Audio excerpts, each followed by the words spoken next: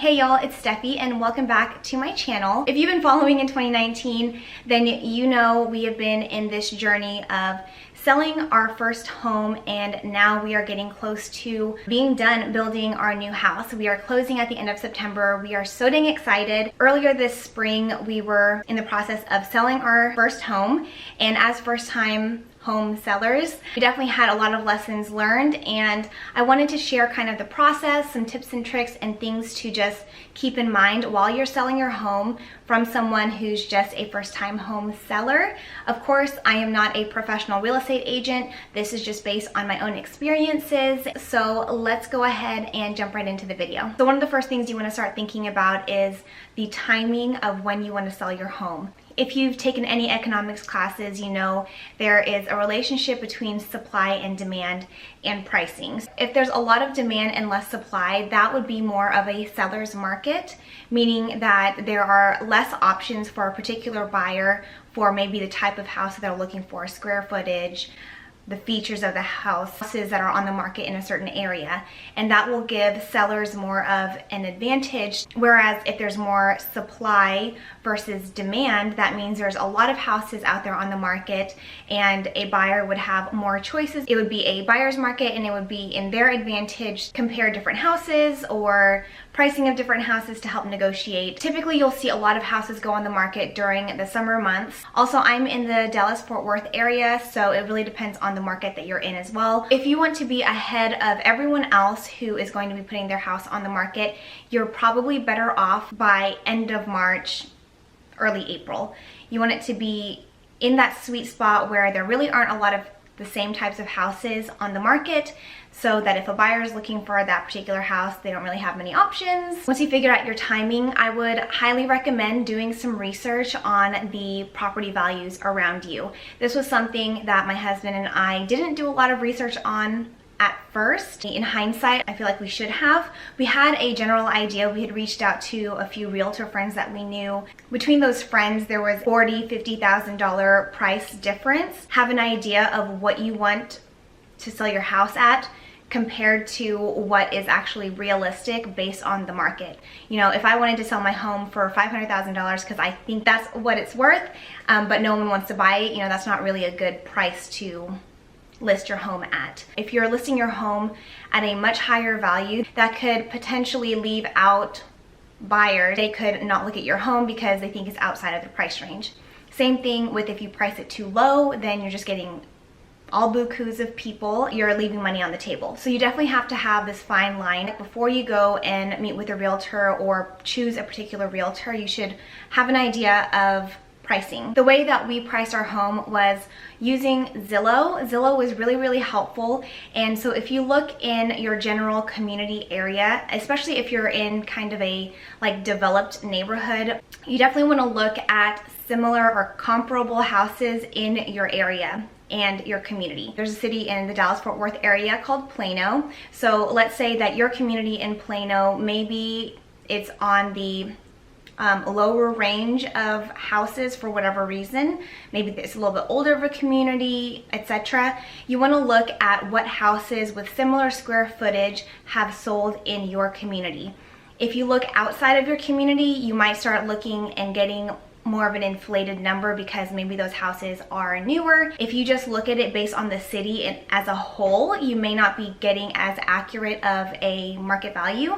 So that's why I think it's best to look in your community and maybe just like your surrounding neighborhoods versus looking at the entire city. Usually realtors will tell you what the price per square footage is going to be. So if you look at houses that have sold near you, maybe their square footage isn't the same as you, but if you divide the sale price by square footage, you'll get the average price per square foot, and you can use that, maybe multiply that by your square footage, and it'll give you a general amount. At least then you kind of have an idea of what you're going to list at, so that whenever you meet with realtors to decide who's the best fit for you, you can see who's more aligned with you. At the same time, manage your own expectations in terms of what you're willing to accept. Now that you've done a little bit of prep work for yourself, The next step is to find a realtor who you want to work with. I know that there are now websites like Redfin that you can list it on your own, where there's very minimal interaction with a realtor, so you don't pay them a fee. I have had a couple of friends who have used it, but I don't have much information on my own, so I can't really speak to using that. We did end up using just a traditional realtor. The reason we were selling our home is because we were in the process of building a new house. You're in the same boat as us. It's very possible that the home builder that you're using maybe has a partnership or relationship with a realtor, and there are incentives with using that particular realtor. We went with a realtor who our builder recommended. As the seller of a home, you will end up paying the real estate agent fees for both yourself and for the buyer. Typically, at least in Texas, it's typically a 3% fee for the buyer's agent and then a 3% fee for the seller's agent, and that's 3% of your house sale. The nice thing about using our builder's realtor was that the 3% we would have paid her, the seller's agent, actually went towards our down payment. So 3%, I mean, that's, you know, that's a good chunk of change. Also, they were giving us 1% of our house sale towards closing costs. So again, you know, that's a total of 4% of money that we can use towards our new build, because there's some payment structure between them. You know, I don't know all the fancy details. The downside to that, and I'm not saying that this is what happened, but this was my perception of it, because they're not incentivized to sell your house at the highest price possible because they would be getting that 3% fee. I felt like it was more of like, let's just get it sold. We had a particular price that we said we're not going to go below this price. Had that in the back of our mind, and you have to obviously protect your own interests as the seller. Any real estate agent that you work with, unless they're like family or something, you don't know what their incentive is behind it. There are real estate agents who want to sell your house at the highest price possible so that, you know, you as the buyer gets as much money and then they get as much money. And then there are some who have more of a quantity structure where they want to do a lot of different transactions versus, you know, one large transaction. So potentially they could just be wanting to move inventory. Obviously, hashtag friendly sisterly advice. I'm always going to give it to y'all straight, so just keep that in the back of your mind. So once you've settled on a particular real estate agent, then you'll sign a contract with them, and they'll talk to you about pricing. Hopefully they'll be prepared, which usually they are. They'll come to your house. They'll want to do a little walkthrough to see what they're working with. They'll want to go over pricings, comparable house sales in your area, and then they'll give you kind of a range. Then you're going to get your house prepared for photography. For them to get it listed on the MLS, I don't know what that stands for, get some background information, things like square footage, when was it built, different, you know, features of your home. They will want to have pictures taken of your home. This is where you're gonna make some of the biggest impact for potential buyers. So before they take any photography, definitely start to get your home like show ready. So that means decluttering, even your closets. Like, you don't want your closets just to be stock full and like cluttery. Declutter, make your pantry look nice. I know I did a whole declutter video up here in the cards because we were getting ready for our photos to be taken, so I wanted the pantry to look really pretty. Our realtor said you can only have 3 items on the countertops, and so that's what we did. We just hid everything else. You know, make sure your floors are nice and like clean. If you can get them steamed or, you know, really well cleaned, especially if you have tile flooring, wood flooring, that will look great in photos as well. Make sure your carpet has been, you know, nice and vacuumed, and just make it look nice, like you aesthetically pleasing, because those are the pictures that are going to end up going on the internet, and that's what buyers are going to look at first, and that's their first impression of your home. It made our home look really beautiful, really beautiful, and I'm really happy that we have those photos because they're a nice keepsake for us. Listed and live on MLS, depending on your realtor. Either they'll want to do private showings where, you know, your realtor will meet with potential buyers and show them around your home. We didn't have that happen. Our realtor used a lockbox function and had like a website where the buyer's agents who have been vetted, once the lockbox goes onto your door handle, for me, I had the sense of like, this is no longer my home. I don't know, it was a really weird feeling because you know that someone's going to be able to come into your home at all times. Of course, once you approve it, but still, it's just kind of a weird feeling. Buyers are going to be able to book appointments, and you have to either approve them or not. Ask them for a minimum of an hour's notice, at least, so that we could get, you know, obviously, if you guys know, I have a fur daughter, and she stays at home. She's not locked up in a kennel or anything like that. So we needed time to be able to go and get her, and then of course, you know, take our valuables out and stuff like that. And my husband and I both work full-time outside of the home. So yeah, so that part was very difficult because it definitely disrupted our lifestyle for a while. A few tips that I have there, but for us, we were told to remove a lot of our personal, like, family photos. We only kept one up of our wedding, but other than that, they want you to take all pictures off because you really want to think about staging your home so that the buyer gets an emotional connection to the house, first of all, and then secondly, that they can imagine themselves living there. We had a little corner for Juicy where we had like a little pug photo and like her little area where she lays and stuff like that, and her toys. You know, some people just aren't into dogs. Same thing with like her food bowl and her water bowl. Whenever someone would be coming, I would be sure to like put that away underneath the cabinet somewhere. You could get literally an hour's notice and you'd have to be, you know, in and out. So you definitely want to just make it easy on yourself. You don't want to have to like be trying to clean up messes right before you're about to show your house. That also includes like making your bed every single morning, making sure it looks all nice. They're strangers who are walking through your home. So it's very, it's just a weird feeling. So you want to make sure you take any sensitive paperwork, financial information type stuff. You don't want that to be out or available anywhere for them to take.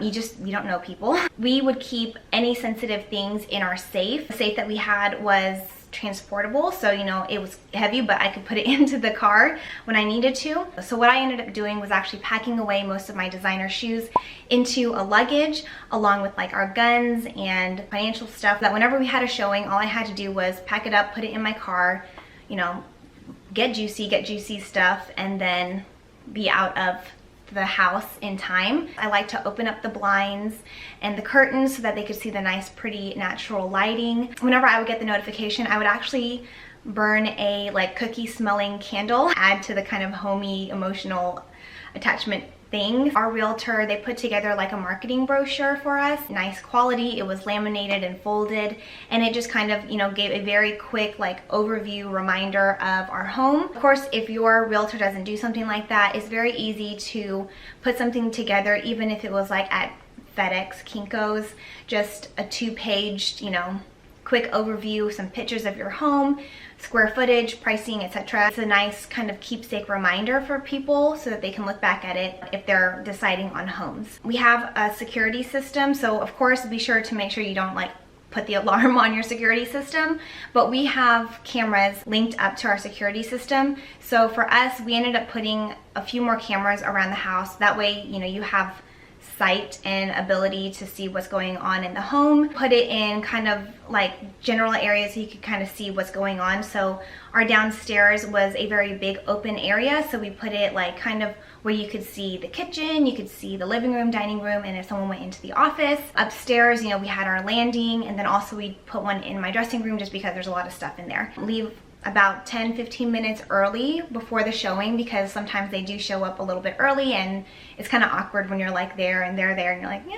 hi, bye. I would take Juicy with me, and actually at that time she had just had eye surgery, so that was kind of a it was very hectic. Could just park down the street if you felt like it, or go shopping, or do whatever you want to do. Usually I would take Juicy to a dog park, and then I'd have like my work laptop with me so I could do a little bit of work if I needed to. I've known friends who have sold their house in less than a week, and for us it took us almost a month to get contracted with someone. Once a buyer actually is interested in your home and they actually want to put in like a formal offer, and then the agents will kind of be communicating between the buyers and the sellers.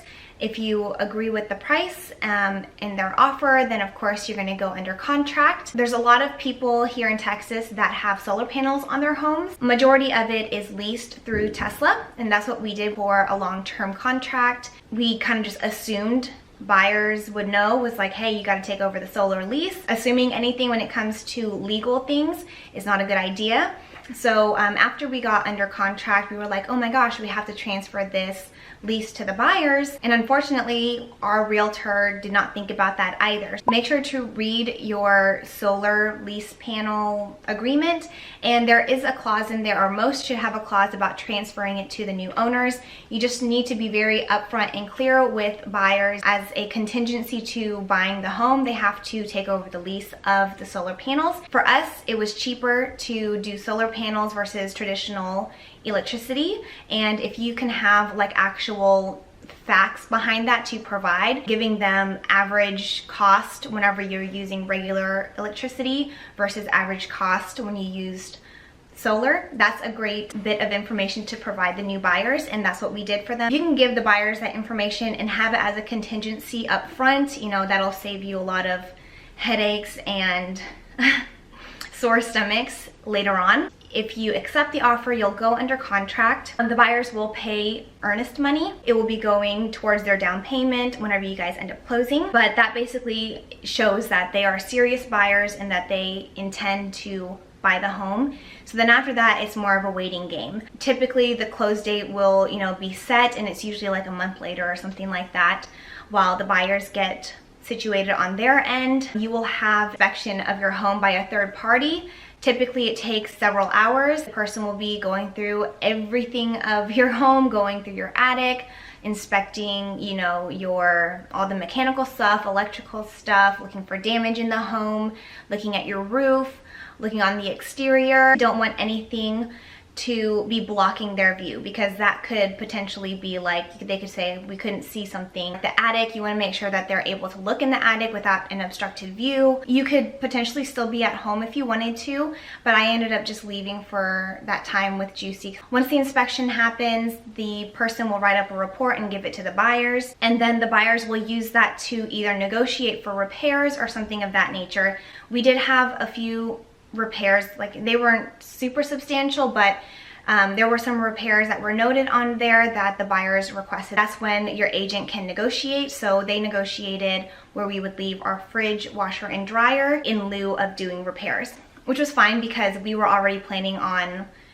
not bringing those to the new home. They are older, so we wanted to get newer items. Keep that in mind, because when we listed our house for sale, we did not include the fridge, washer, and dryer as part of what was going with the house. So after inspections, the last hurdle that you're going to be really going through is the appraisal. So appraisal is where the mortgage company of the buyer is going to have someone come in, and it's not as invasive as an inspection, but they want to come in, look at the home, verify that the square footage that was on the listing is correct, look at the general house, and just to make sure that whatever the buyer is getting a mortgage for a certain amount, that if for some reason the buyer was not able to make their payments after you sold your house, that the bank could go and sell that home for that amount of money. Hopefully the home will come back offered amount, and if so, it's fingers crossed, smooth sailing from there.